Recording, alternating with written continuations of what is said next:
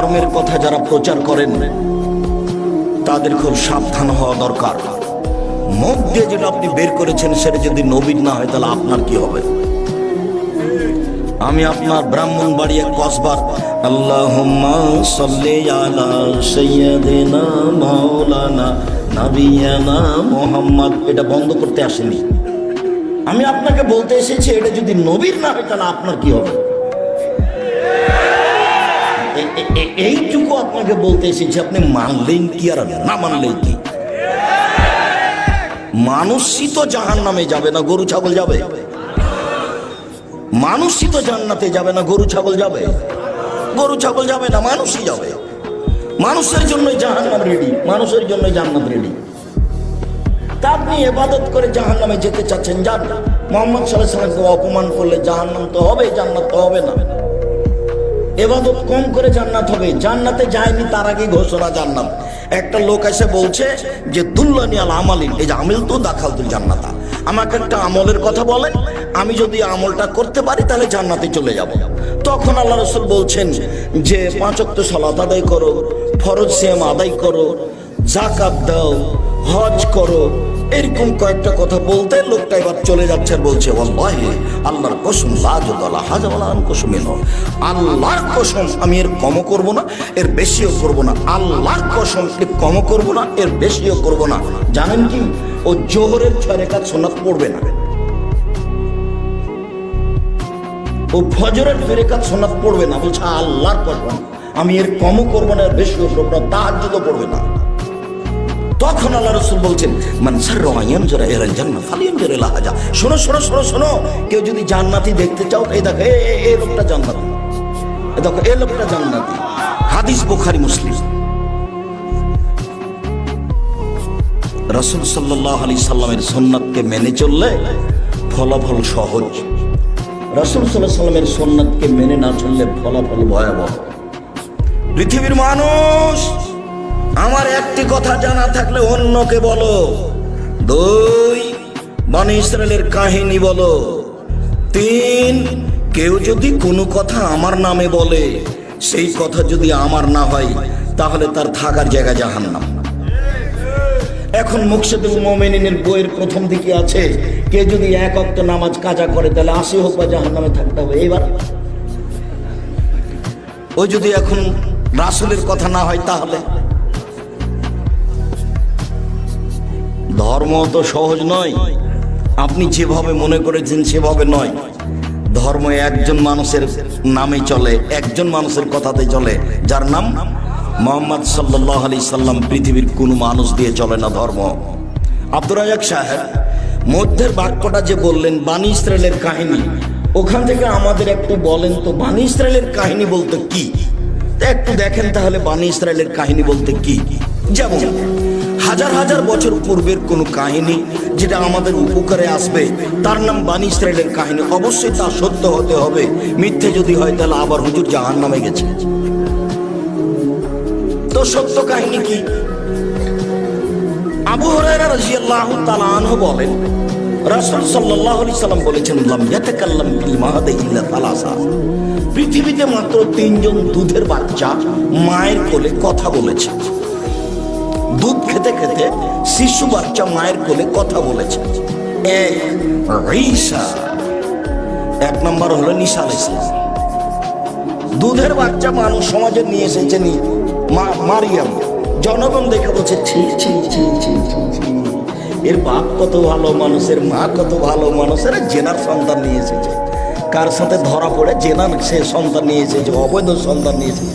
ছি ছি ছি ছি, এর বাপ কত ভালো মানুষ, এর মা কত ভালো মানুষ।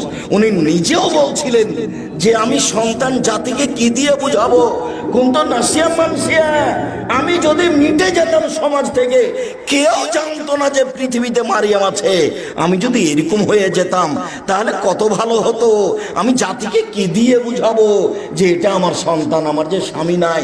যখন জিবরাইল বললেন যে আপনার একটা সন্তানের খবর দিতে এসেছি, তখন মারিয়াম বললেন আন্নালি গোলাম, আমার সন্তান কি করে হতে পারে? লাম ইয়ামসাসনি বাশারুন ওয়া লাম আকু বাগিয়া, আমার বিবাহ হয়নি, আমি ব্যভিচারিণীও নই, আমার সন্তান কি করে হতে পারে? আমার বিবাহ হয়নি, আমি ব্যভিচারিণীও নই, আমার সন্তান কি করে হতে পারে? তখন আগন্তুক জিবরাইল বলছেন, একুল রব্বুকা আলাইহি হাইয়্যিন, আরে তোমার প্রতিপালক বলছে যে এটা আমার কাছে একেবারেই সহজ।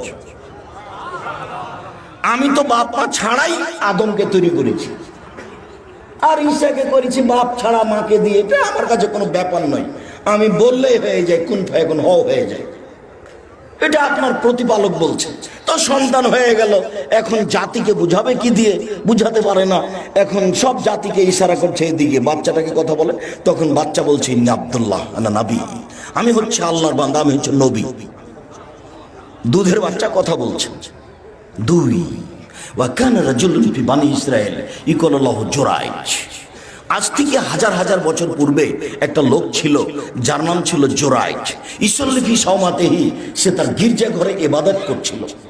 ফাজাতহু উম্মুহু, তখন তার মা চলে আসলো। ফাদাতহু, তার মা তাকে ডাকলো, জুরাইজ জুরাইজ। তার মা তাকে ডাকলো। তখন সে মনে মনে বলতে লাগলো, উজিবা উসাল্লি, এখন আমি আমার মায়ের ডাকে সাড়া দিব না সালাত আদায় করব? আমি আমার মায়ের ডাকে সাড়া দিব না সালাত আদায় করব? এরকম একটু বলতে বলতে দেরি হয়ে গেছে। তখন তার মা বলছে, আল্লাহুম্মা লা তুমিতু তুরিয়া ওয়াজুহাল মুমেশা, আল্লাহ তুমি আমার এই ছেলের মরণ দিও না পতিতালয়ের মহিলার মুখ দেখা পর্যন্ত। আল্লাহ এই ছেলে যেন না মরে কোন একটা বদ মহিলার সাথে দুর্ঘটনা না হয়ে। মা বলে চলে গেলেন। একটুটি মার মন খারাপ। যেতে না যেতেই ইমরান, একজন মহিলা এসে তাকে বলছে যে আপনি আমার সাথে জেনা করেন। তিনি তখন মুখটা ঘুরিয়ে বলছেন, ছি ছি ছি ছি ছি ছি, তুমি বলো কি? তুমি আমার সাথে জেনার কথা বলো মানে? তখন মহিলা এক রাখালের কাছে আসলো। ফাম কানাতহু, মহিলা রাখালকে চেপে ধরলো, তার সাথে অন্যায় করলো। ফাওয়ালাদাত গোলামান, তার সাথে জেনাই করে একটা সন্তান জন্ম দিল। সন্তান যখন জন্ম নিল তখন মহিলা বলল যে হুয়া মিন জুরাইজ, এই বাচ্চাটা হলো জুরাইজ। ফাতাহু, জনগণ গির্জা ঘরের পাশে আসলো। ফাকাসসারুহু, তার গির্জা ঘরকে ভেঙে একবারে ধুলা ধুলা খান খান করে দিল। ওয়ানজালুহু, তারা তাকে গির্জা ঘর থেকে টেনে হেঁচড়ে রাস্তা নামিয়ে দিল। ওয়াসাব্বুহু, তারা তাকে অকথ্য ভাষায় গালি দিতে লাগলো, যার যা মনে লাগে। হ্যাঁ বেটা, তুমি গির্জা ঘরে ইবাদত করো আর জেনা করো, যার সন্তান হলো এইটা। সবাই স্বাভাবিকভাবে মন খারাপ করবে, যা হওয়ার তাই হলো। ফাকামা, জুরাইজ দাঁড়ালেন। ফাতাওয়াদ্দা, ওযু করলেন। ওয়াসাল্লা রাকাতাইন, 2 রাকাত সালাত আদায় করলেন। ফাআতাল গোলামা, এবার দুধের বাচ্চার কাছে আসলেন। দুধের বাচ্চার কাছে এসে বলছেন, মানাবুকা, ও দুধের বাচ্চা, বলো তো তোমার বাপকে? তখন দুধের বাচ্চা বলছে, আবিয়া রাই, আমার বাপ হচ্ছে রাখাল। কালু, জনগণ বলল, নাবনি সাওমাতাকা বিযাব, শোনেন জুরাইজ, আপনার গির্জাঘর আমরা স্বর্ণ দিয়ে বানিয়ে দেব। তখন জুরাইজ বললেন, লা ইল্লা বিদ্দীন, আমার গির্জাঘর স্বর্ণ দিয়ে বানাতে হবে না, মাটি দিয়ে বানাতে হবে। যাহাই ছিল তাহাই করিতে হইবে। হাদিস মুসলিম। এরলাম বানি ইসরায়েলের কাহিনী। এই ছেলে, একটু বাইরে দেখো তো, যারা একটু হইচই করছে তাদের একটু হইচই বন্ধ করো তো, যারা তোমরা দায়িত্ব পালন করছো। যারা আশেপাশে হইচই করছে তাদেরকে দূরে বিদায় করে দাও। যারা দোকানপাটে আছেন তাদেরকে আমি অনুরোধ করছি কিছুক্ষণ কথা লেনদেন ক্রয় বিক্রয় বন্ধ করো। এর নাম বানি ইসরায়েলের কাহিনী। এই হাদিসে আমাদের বুঝার কি আছে? এই হাদিসে আমাদের বুঝার আছে, জীবনে কোনোদিন ছেলে মেয়ের জন্য বদদোয়া করবেন না। ছেলে মেয়ে যদি আপনাকে মারে, আপনাকে গালি দেয়, আপনার হাত পা ভেঙে দেয়, তবুও আপনি আল্লাহকে বলবেন না, আল্লাহ তুমি এই ছেলেকে ধ্বংস করো। ছেলেকে বলবেন না, তোকে ত্যায্য পুত্র করলাম, তোকে ত্যায্য পুত্র করলাম, তুই বাড়ি থেকে বের হয়ে যা, তোকে জমি দিব না, এই করব না সেই করব না, কিছু বলবেন না। তাড়াহুড়া করে ওযু করে ভিতরে ঢুকে 2 রাকাত সালাত আদায় করে আল্লাহকে বলেন, আমাকে ছেলে ফিরিয়ে দাও।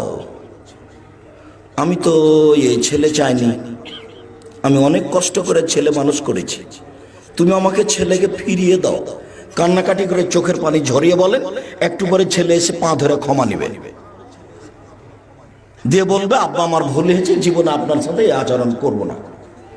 কথা মনে হয় বুঝাতে পারলাম না। জীবনে কোনো দিন পরস্পর সবকে বলে দিবেন ছেলে মেয়ের জন্য বদদোয়া করবেন না, 1 নম্বর শিক্ষা এখানে।